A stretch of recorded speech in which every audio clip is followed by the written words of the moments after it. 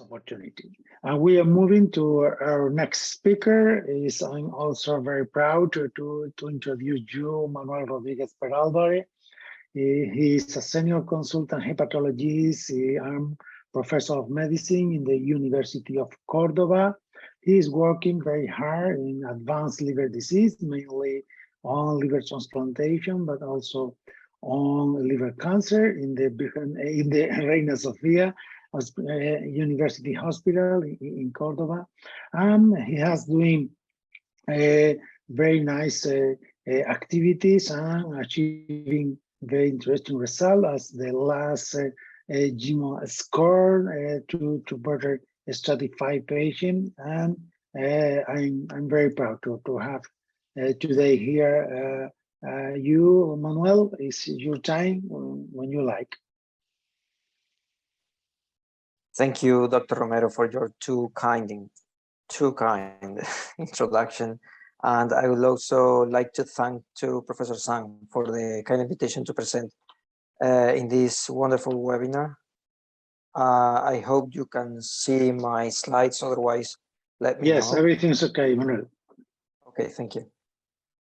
So my talk would be about clinical applications of HCC biomarkers, focusing on how are we doing to move our research in the lab to the clinical practice and whether we could do better. You may be familiar with this slide. This is the first BCLC staging system published back in 1999. As you can see here, it's quite straightforward, and also it became very popular because it allows to make staging, prognostication, and also to make the first line therapy choice. So it was applied in most countries from the very first version. But from that time, it has been 23 years and almost 20,000 papers on biomarkers on HCC. And as you can see, the number of publications in this field is steadily growing in the last decades. And indeed, we have hundreds of biomarkers. We have proteins, we have small molecules, metabolites, circulating tumor cells. Many of them has been already commented or will be discussed in the next talks. And we can apply these biomarkers for screening of HCC in high-risk populations, for selecting candidates for potentially curative therapies, to predict tumor recurrence after surgery or transplantation, for instance, also for personalizing first-line systemic therapies, or to anticipate radiological progression to early start second-line therapies, and finally for prognostic stratification of all patients. And it is also noteworthy that this is making a lot of money in the market, and it is expected that the biomarker market will make $26,000 million by 2024. So after all these huge efforts on research on biomarkers, this is the 2022 update of the BCLC staging system that we have already seen in the Dr. Minguez presentation. And it became, the system has become much more complex, but you will, at least I am disappointed to see that the only biomarker in the system is alpha-fetoprotein, and you will only find it in 2 minor spots of the BCLC new staging system. And indeed, tomorrow when I go to my clinic, the only biomarker I can organize for my patients is serum alpha-fetoprotein. So 20,000 papers and only one biomarker in the market. What's wrong? And if we want to know what's happening, the first thing is to analyze alpha-fetoprotein, because it's a history of success, right? And the first spot in the BCLC where you can find alpha-fetoprotein is in selecting patients for liver transplantation. And to be more precise, exceeding Milan criteria. So if you want to go beyond Milan criteria, you better go with alpha-fetoprotein, because if your patient has very high alpha-fetoprotein level, you might not go to liver transplantation with this patient because you will get very poor outcomes. And conversely, if alpha-fetoprotein is steadily low, or you are able to decrease alpha-fetoprotein by using local regional therapies, you can safely go for liver transplantation. And 1 year before the publication of the BCLC update, in Spain, we made a consensus to expand liver indications for liver transplantation, including HCC, in which we already incorporated alpha-fetoprotein. So in summary, we went to the up to 7 criteria instead of Milan criteria, but with certain restrictions with alpha-fetoprotein. And the second spot where you will see alpha-fetoprotein in the BCLC staging system is in a second-line therapy, systemic therapy for advanced HCC, which is ramucirumab. And this is because the REACH study, which is a randomized controlled trial published back in 2015, which evaluated ramucirumab in patients who had progression to sorafenib, found a little advantage, if no advantage, of using ramucirumab in this setting. But the authors realized that the subset of patients with alpha-fetoprotein more than 400 actually had a benefit of receiving ramucirumab. So they did a very, very nice move, very interesting move. And they designed another trial, the REACH-2 trial, just now focusing on patients with alpha-fetoprotein more than 400. And there they were able to demonstrate that ramucirumab prolonged survival in patients, in this subset of patients. So they got the approval, and ramucirumab is now on the BCLC staging system for patients who progress after receiving sorafenib or a first-line therapy, and having tumor progression. However, no other biomarker in the BCLC. And how can this be? This may be one of the explanations. This is a very recently published paper in Nature, just a couple of weeks ago, where the authors analyzed millions of papers published in the last 60 years, and they found that all research is making less impact in the clinical practice over time. In other words, a paper published today is much less likely to produce any change in the clinical practice than a paper published 50 years ago. So we are reluctant to implement new information. We don't believe our own research. And this is despite we are publishing more and more papers every day.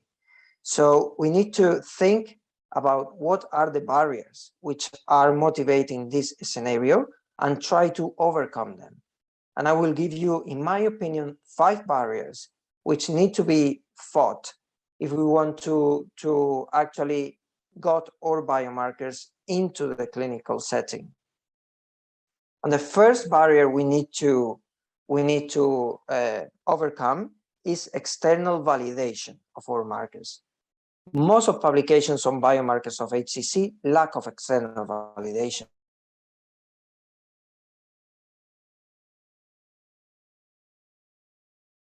If we don't show that the same biomarker works in a completely different scenario, another country with different population and so on. So we need to focus on external validation before publishing our data.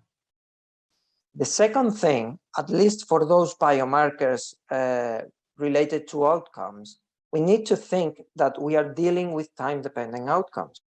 We are dealing with mortality. We are dealing with progression-free survival. And time is crucial here.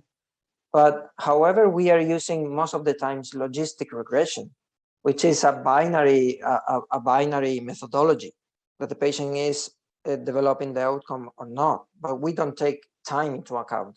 And this is a major limitation of most of our papers. And we should move to time-dependent methodologies such as Cox regression, for instance.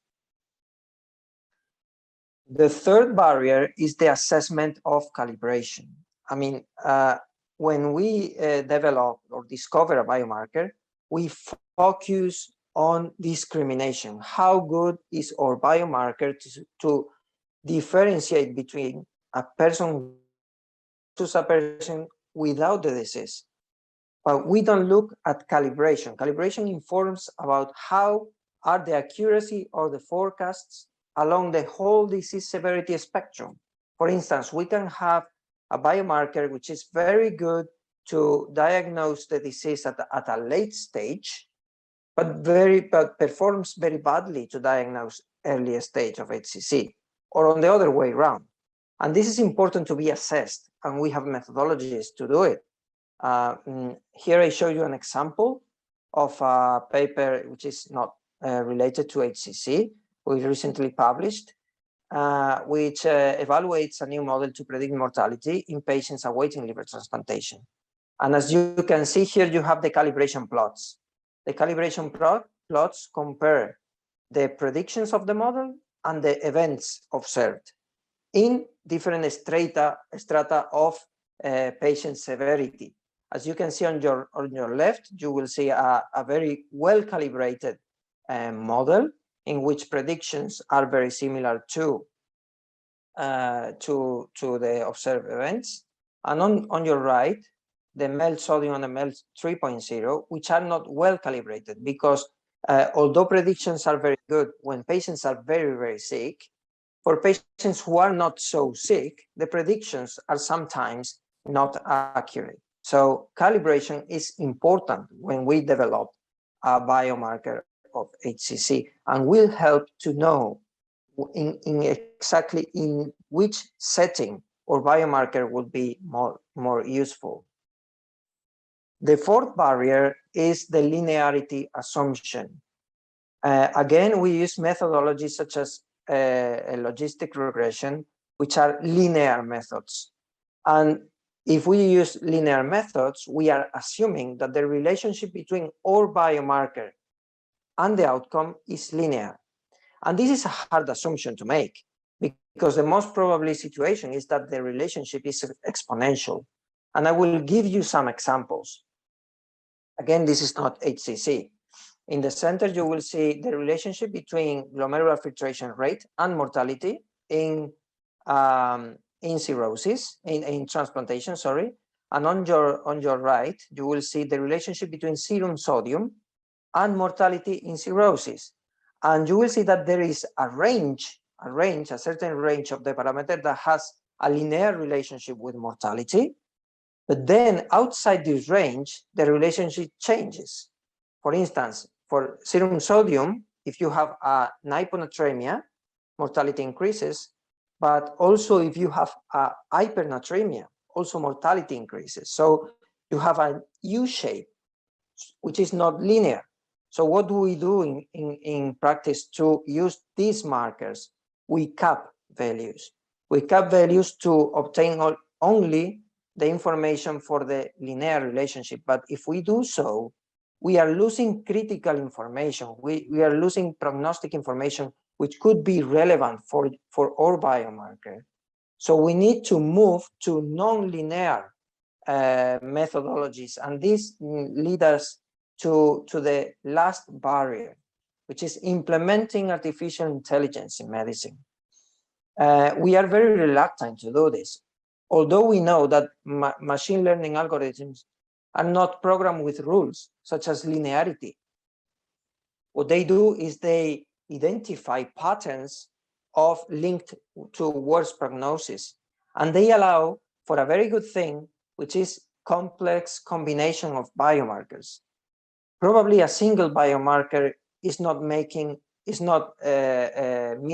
all the criteria we want in our clinical practice, but we some of the presenters, Dr. Lieberman, have shown that if you combine more than one, sometimes more than 10 biomarkers, you will increase the accuracy of the predictions. So let's take artificial intelligence, machine learning, to combine hundreds or even thousands of biomarkers. And these models may also be able to remove very noisy data, which we cannot do manually. But we need to be prepared to have a large amount of samples, large amount of patients if we want to use machine learning medicine. And we need to be prepared to believe what the machine is saying, because probably we will not be able to interpret the results or the way that the machine works to obtain the results. And this is my last slide, which is courtesy of a colleague of mine, Dr. Briceño, who is a surgeon, a liver transplant surgeon in my hospital. And this is just an example on how a human brain performs against machine learning to solve a complex task, as it is solving a Rubik cube. And I have to confess that I myself am not able to do it decently. But there are brilliant minds, very well-trained minds that can solve a Rubik cube quite fast. And here you have the worldwide record, the worldwide record. And this person is solving the Rubik cube in 4.22 seconds, which is absolutely amazing. This is amazingly fast. This is the worldwide record. The best human mind solving this problem. And let's see how the machine works. 0.38 seconds is 10 times more efficient than the most brilliant mind. So we need to be prepared to embrace artificial intelligence and machine learning in our research if we want to make true progresses in clinical practice. And thank you very much for your attention.